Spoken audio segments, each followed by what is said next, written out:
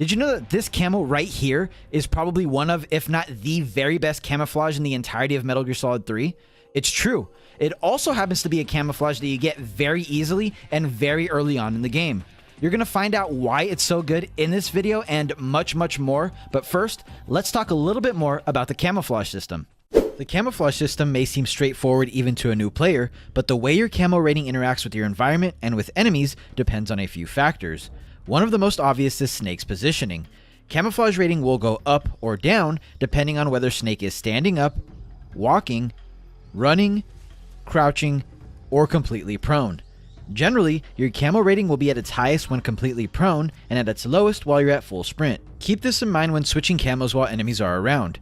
Just because your camo shows a rating of +X in the menu doesn't mean it'll stay at that rating if you change your positioning to try and avoid detection. This is even more important on the higher difficulties. Increasing the difficulty level in any Metal Gear game increases enemy view distance as well as how far away they can hear you. While you may think you're safe by switching to a more suitable camouflage because of a previous run on a lower difficulty, enemies on higher difficulties won't let you get away that easily. You may need to combine better camouflage with better positioning to sneak by or remain undetected. There are also a few modifiers that affect your camouflage rating. For example, being prone versus being prone inside of grass may either slightly elevate or slightly decrease your rating. And finally, playing on very easy gives the player access to the easy gun, which when equipped sets your camo to a static rating of 80% regardless of your currently equipped camo or your current positioning. As far as what the best camo in the game is, they honestly all have their uses. If I had to pick one, the animal's camo you get fairly early on in the game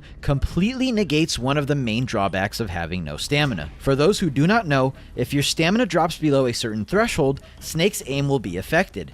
This also is the case in third-person mode. The animal's camouflage completely helps you negate this effect, meaning you can essentially play the whole game without having to worry about eating to keep your stamina up. Most of the other camos are made much more useful in follow-up runs after you complete the game once. A prime example of this is the fire camo you get for non-lethally defeating the Fury. You can wear this camo on subsequent runs when you fight against him, and it makes you practically immune to most of his attacks and all of the fire surrounding his boss arena. I would definitely encourage new players to play around with the various camouflage you have at your disposal once you unlock them. Some of them have some pretty funny and unique effects. The basic weapon aiming and firing system found within Metal Gear Solid 3 is very similar to Metal Gear Solid 2, however, there are some unique tricks that are exclusive to MGS3. The Subsistence version of Metal Gear Solid 3, which is what the HD Collection, Legacy Collection, and Master Collection are all based off of, allows the player to switch camera perspectives whenever they want to during normal gameplay. This is done by pressing L3 or the left stick in. The ability to switch from fixed camera over to the shoulder cam can be advantageous to you throughout the course of your first playthrough. For example, during a portion in which tactical reload firing is needed, I personally find the fixed camera perspective easier since I don't have to worry about adjusting the camera with the right stick while I run and fire rounds. On the other hand, I find maneuvering through certain portions of the game easier with the 3D camera. Play around with both and see which one feels the most comfortable to you. Now for some advanced tactics. Let's start with a tip that can help you with long-range firing of short-range weapons, such as your tranq pistol. By using the binoculars, you can actually line up the binoculars viewfinder and then quickly switch to your weapon and aim in first-person view, and your sights should be exactly where they were while you had the binoculars equipped. An even more advanced tactic incorporates using every form of aiming in order to quickly and automatically headshot enemies from mid-range.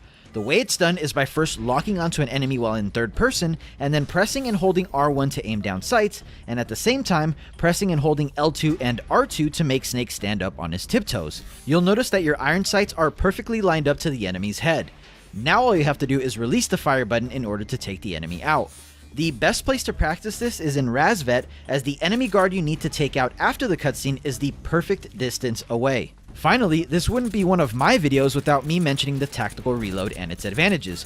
There are ample opportunities in Metal Gear Solid 3 to use the tactical reload. In fact, there are entire sections of the game that are substantially harder when you don't use the tactical reload. The gist of how it's done is by quickly equipping a weapon, firing it, and then unequipping it quickly before re-equipping it. This not only reloads the weapon entirely, but in the case of single-fire weapons such as the tranq gun, it also allows you to fire them at a much faster rate than normal. A massive advantage of using the tactical reload with the tranq gun is being able to fire a weapon intended to be fired while stationary while you're on the move. Instead of having to stand still and line up a headshot, you can quickly and efficiently take enemies out on the way to your next objective. You can practice this in Dremuich North shortly after you begin the Operation Snake Eater chapter of the game. Now, a little bit on one of the most iconic items in all of Metal Gear, the cardboard box. You've probably used the box during your adventures in Metal Gear Solid 1 and Metal Gear Solid 2, however, I would argue that the box is one of your best friends in Metal Gear Solid 3 and should be used quite often. Perhaps the best aspect of the box in Metal Gear Solid 3, and the reason you should be using it so often, is the fact that equipping the box normalizes your run speed whenever you're running up a slope or hill. On very slopey terrain such as Socorveno South, for example, keeping the box equipped will help you traverse much faster and help you dodge shots from a certain legendary sniper. There are also some advanced CQC techniques that can be performed using the box. While the box doesn't help silence your footsteps, it does allow you an extra second to CQC slam enemies you are sneaking up on. As you can see, this tactic is performed by running up to an enemy while you have the box equipped, running into them, causing the box to unequip itself, and simultaneously causing the enemy to go into an animation that allows you to CQC them before causing an alert. Keep in mind this same technique can be used for ways to neutralize enemies that don't involve CQC, so make sure to experiment around with it. In specific situations, the box can help you completely avoid detection when combined with certain camouflage. For example, the scientists found in a couple of places throughout the game become curious about the box when they see it, but it takes them a couple of interactions with it before they go on alert. Just like in other Metal Gear games, equipping the box while in the back of certain trucks acts as a form of fast travel to help you reach certain objectives quicker. Learning where you can perform this in Metal Gear Solid 3 will help you complete the game much faster. And now for a super fast lightning round of random tips that will hopefully help you along the way. If you do not use the tactical reload and instead let the game reload for you the traditional way, you will gain an empty magazine item that can be used to distract enemies when it is thrown in near proximity to them. You can unequip suppressors off of your weapons in order to avoid wearing them out by pressing and holding the weapon change menu, R2 by default, and then pressing the X button to remove the suppressor. The best time to do this is when you don't need to worry about going loud, such as during boss fights. Equipping a thrown item and holding down the throw button while running will completely silence your footsteps. Just like in Metal Gear Solid 2, Snake has the ability to perform a hold up on enemies. Instead of dropping dog tags, however, enemies can drop ammo, grenades, and even rations. If you're running out of supplies, try holding up an enemy. You can also avoid flashbanging yourself by simply turning Snake around before the flash goes off. Are you finding that your stamina is draining quickly and constantly no matter how much you eat? Snake has a leech or multiple leeches attached to him. Leeches have a chance to attach themselves to Snake anytime he goes for a swim. The way to get rid of them is by opening up the cure menu and burning them off with a cigar. Thank you all so much for watching. I hope you learned something, and I hope your playthrough of Metal Gear Solid 3 goes well. Thank you all, as always, for all the support, and I will see you guys in the next one.